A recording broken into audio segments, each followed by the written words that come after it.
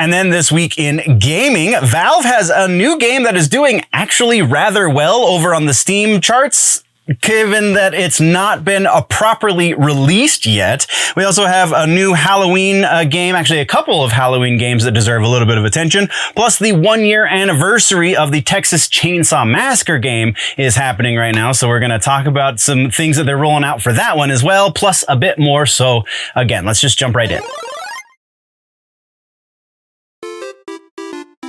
Welcome, nerds, to this week's edition of the Gaming and Tech News, generally speaking. Now, I'm no Linus or Spawnwave or Gamers Nexus or insert channel that is dedicated to the tech and gaming news here. That's not what you're getting here. This is just enough to keep you informed, generally speaking. We do this just about every week as part of a larger news show called The Week in Nerddom over on the main channel. You can find that linked down in the description or at the end of this video. Now let's talk about some gaming and tech and maybe even some like photo, video kind of news as well. All right, now let's get into follow-ups and corrections, shall we? First up, we have Helldivers 2. First up, for Helldivers 2 is the anti-tank mines were not unlocked, which is a good thing. I'm an Xbox guy. I don't have Helldivers 2. I don't know why that's a good thing, but apparently that's a good thing. So we didn't get the anti-tank mines, but really, that was short-lived. The glory of that was short-lived because during the same update through which they made the announcement, they also severely nerfed the flamethrower, and at the same time rolled out a flamethrower-themed season. Was it the gamer pack, the Escalation of Freedom update?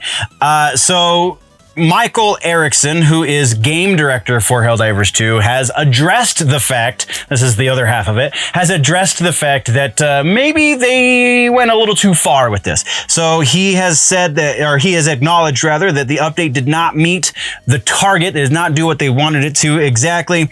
Some of the things were not done right, is the quote, and the company will own up to it. He's also listing things that the company plans to accomplish over the next 60 days, including re-examining the approach to balance. So they're going to rebalance the balance patch, updating how the fire damage mechanics work. So they're going to slightly unnerf the flamethrower. I don't think they're going to completely bring it back to its old glory, but it sounds like they're going to dial some of the things that they did to it back, and rework gameplay to prevent excessive ragdolling, and then reprioritizing bug fixes, because apparently that's taken a back seat, is the way I am understanding it. So if I'm missing something, because I am not a Helldivers player, I wish I was, because it looks like a crazy amount of fun, but then please let me know in the comments. But as of right now, they are acknowledging that the community is not happy, and they're going to do things to try and alleviate that displeasure. That's what we got for that one, though. Let's move over to one of the big ones from this episode, and that is Texas Chainsaw Massacre. That is the 1-year anniversary. Gun Media has announced they're going to be doing some new skins for the family. I'm sorry, it's a skin for the map. They're going to give you a new map for the family house map. They're changing the name. It's called Blood Moon. It's got a red moon. Everything's in this red shade. There are a couple of other changes to the map, if I'm understanding this correctly. Again, this is not a game I play, but there are a couple of other minor changes, but the big one is going to be the red moon, which is kind of cool. Also, they're releasing skins for Leatherface's chainsaw, which is also really cool. The skins are named as such: Bloody, Grimy, and Muddy. So if you're a Leatherface main and you would rather that side of the lopsided multiplayer, then you get new things. Also, a bunch of the DLC packs are being discounted for this 1-year anniversary over in the game store. So go check them out if you're interested in getting some fresh skins for your characters, because it sounds like they're all getting down there pretty cheap. Some of them are still about $20 even with the discount, but if I remember correctly, because I take amazing notes, remember this. If I remember correctly, though, there are some that are like $6 for skin packs, which is pretty cheap in modern gaming, I'm not gonna lie. That's what we got for Texas Chainsaw, though. Let's move over to some trailers in gaming this week. I say some trailers. We have one trailer for gaming this week, and that is Marvel vs. Capcom, the Fighting Collection. Still no proper release date, in spite of the fact that they are releasing this new trailer, but new trailer, man. This is coming out for, I'm pretty sure, all platforms. You're definitely PlayStation 5 and the Nintendo Switch. I'm pretty sure I saw it's getting released on the Xbox Series consoles. I don't know if it's going back compat for PS4, Xbox One. So modern consoles, yes. Previous generation, I'm pretty sure there was a plan for it at one time, and that's why I'm messing this up in my head. But either way, get it for the Switch, because this is going to be something you're going to want to take everywhere with you. And yeah, that's the way we're going. Anyway, that's the trailer we got. Let's talk about some regular news. Our first two pieces are kind of commingled. They both have to do with Halloween, the franchise, turning into video games. So there are two Halloween video games being announced. The first of which has not been formally 100% announced. They just said that they're working on a thing. Unreal Engine 5. It's going to be a narrative-driven game. It's going to be done in cooperation with John Carpenter, who created the Halloween franchise. So that's pretty damn awesome.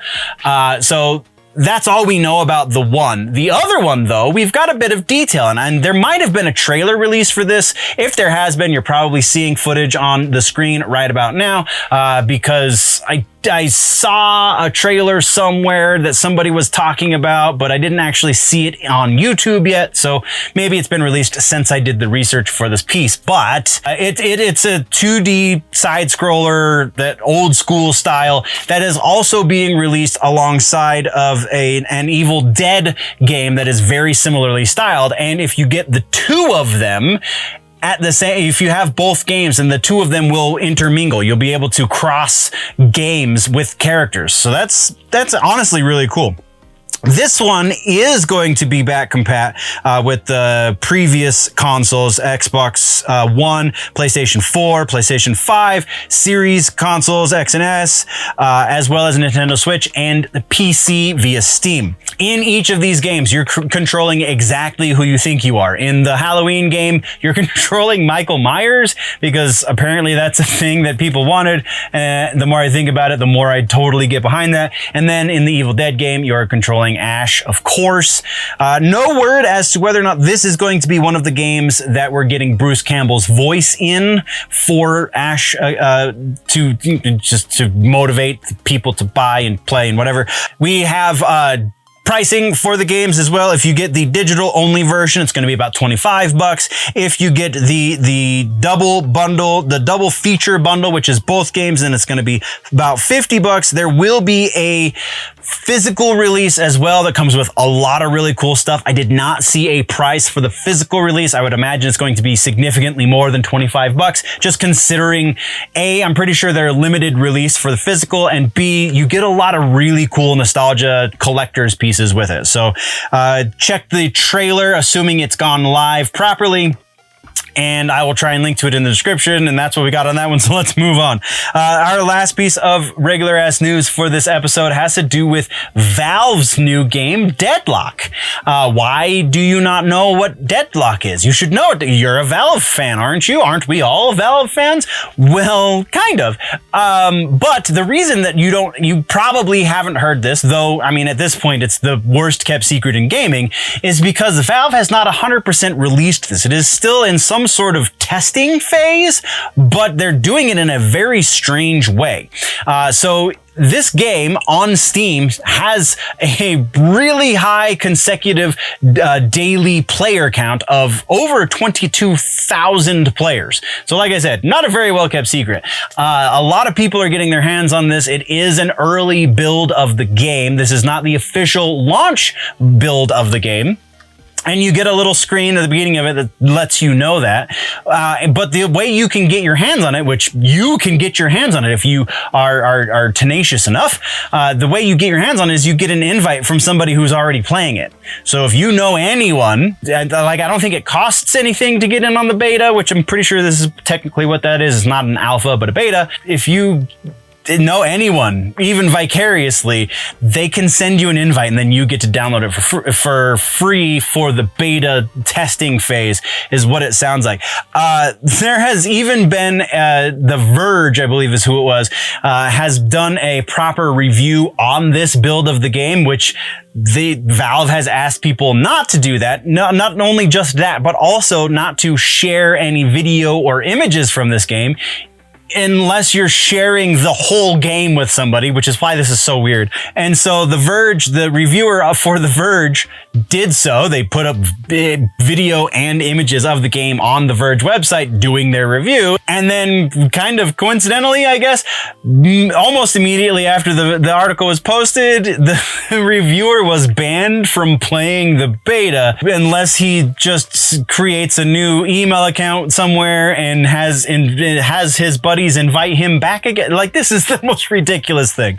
Anyway, so yeah, Deadlock is a thing. It's a arena shooter, free to play online multiplayer, blah, blah, blah, blah, blah. All of the things that everybody's doing these days. That's what it is. That's what we got for regular ass news this week for gaming and tech. We also have a suggestion this week for gaming and tech, and I'm there. I might be broken. There might be something wrong with me because I can't stop playing Mortal Kombat 1. So it's really hard for me to recommend anything else. So that's what we're going with. The newest patch. I'm telling you, if you played Mortal Kombat 1 less recently than a month ago, if you have not played Mortal Kombat 1 in a month or more, download the newest patch and tell me it's not 10 times better, especially if you're a Scorpion main, which I am. So yeah, absolutely. I'm trying to play X Defiant. That was our suggestion last week. I really want to play that game, but I really can't not play Mortal Kombat. So suggestion for the week. Okay. That brings us to the end of the video, nerds. Thank you very much for joining me for the news. Once again, there is a full and probably much more up-to-date and recent episode of the news, the full-length version, if you will, called The Week in Nerddom over on the main channel, linked down in the description, and probably link popping up somewhere around my face right about now. So click on that, go check that out as well, or if you prefer your news in more truncated pieces, then by all means, just stick around here and go check out some of the other stuff we offer on this channel. Thank you very much for joining me. We will see you in the next one. Before we go, always remember, nerds, that if it is generally nerdy, it's probably here.